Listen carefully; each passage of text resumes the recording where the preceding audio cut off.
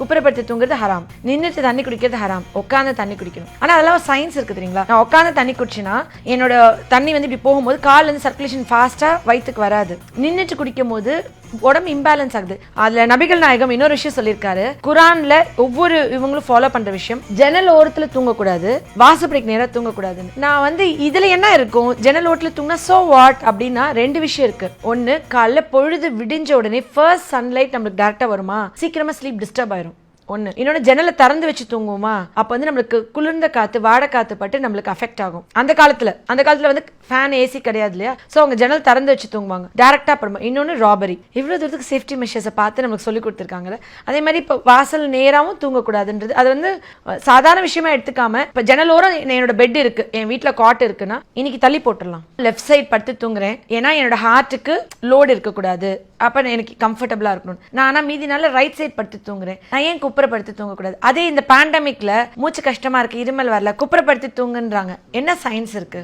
Actually நான் குப்புற படுக்கும் போது டயஃப்ரம் ஒரு தோல் இருக்கு தெரியுங்களா, நம்மளோட நெஞ்சு பகுதியும் வயிற்று பகுதியும் பிரிக்கிற ஒரு தோல் இருக்கு, அது பேர் டயஃப்ரம். அந்த டயஃப்ரமேட்டிக் பெராலிசிஸ் காஸ் பண்ண கில்லியன் பேர் சிண்ட்ரோம்னு சொல்லுவாங்க.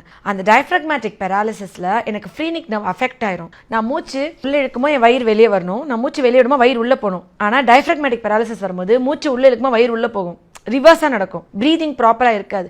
அது நான் குப்புறப்படுத்திக்கிட்டேன்னா என் அப்டமினல் பிரஷர் கம்மியாயிரும். ஸோ நான் குப்புறப்படுத்திட்டா வயிறு பிரஷர் தர அழுத்துதா, ஸோ நான் மூச்சு உள்ளே இருக்கும்போது என் வயிறு வெளியே வரலனா அதெல்லாம் பிரச்சனை இல்லாம என்னால் பிரீத் பண்ணிட முடியும். அதனால அது ரிவர்ஸ் ஆகிற வரைக்கும், அது வந்துட்டு ஆட்டோஇம்யூன் கண்டிஷன், அது இன்வாலண்டரியா ரிவர்ஸ் ஆகிற வரைக்கும் நான் வந்துட்டு குப்புறப்படுத்தி தூங்க சொல்லி இதுல சொல்றோம். குப்புறப்படுத்தி தூங்குறது ஹராம், நின்றுட்டு தண்ணி குடிக்கிறது ஹராம், உட்காந்து தண்ணி குடிக்கணும். ஆனா அதெல்லாம் சயின்ஸ் இருக்கு தெரியுங்களா? நான் உட்காந்து தண்ணி குடிச்சுன்னா என்னோட தண்ணி வந்து இப்படி போகும்போது கால்ல இருந்து சர்க்குலேஷன் ஃபாஸ்டா வயிற்றுக்கு வராது. நின்றுட்டு குடிக்கும் போது உடம்பு இம்பேலன்ஸ் ஆகுது. அதுல நபிகள் நாயகம் இன்னொரு விஷயம் சொல்லியிருக்காரு, குரான்ல ஒவ்வொரு இவங்களும் ஃபாலோ பண்ற விஷயம், ஜன்னல் ஓரத்துல தூங்கக்கூடாது, வாசப்படிக்கு நேரா தூங்கக்கூடாதுன்னு. நான் வந்து இதுல என்ன இருக்கும், ஜன்னல் ஓரத்துல தூங்கினா சோ வாட் அப்படின்னா ரெண்டு விஷயம் இருக்கு. ஒன்னு, காலைல பொழுது விடிஞ்ச உடனே ஃபர்ஸ்ட் சன்லைட் நம்மளுக்கு டேரக்டா வருமா, சீக்கிரமா ஸ்லீப் டிஸ்டர்ப் ஆயிரும்.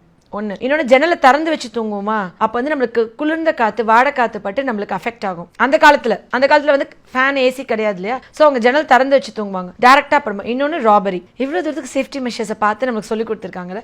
அதே மாதிரி இப்போ வாசல் நேராகவும் தூங்கக்கூடாதுன்றது அது வந்து சாதாரண விஷயமா எடுத்துக்காம, இப்போ ஜன்னலோரம் என்னோட பெட் இருக்கு, என் வீட்டில் காட் இருக்குன்னா இன்னைக்கு தள்ளி போட்டுடலாம். லெஃப்ட் சைட் படுத்து தூங்குறேன் ஏன்னா என்னோட ஹார்ட்டுக்கு லோடு இருக்கக்கூடாது, அப்போ எனக்கு கம்ஃபர்டபுளாக இருக்கணும். நான் ஆனால் மீதி நாள் ரைட் சைட் படுத்து தூங்குறேன், நான் ஏன் குப்புறப்படுத்தி தூங்கக்கூடாது? அதே இந்த பேண்டமிக்ல மூச்சு கஷ்டமா இருக்கு, இருமல் வரல, குப்புறப்படுத்தி தூங்குன்றாங்க.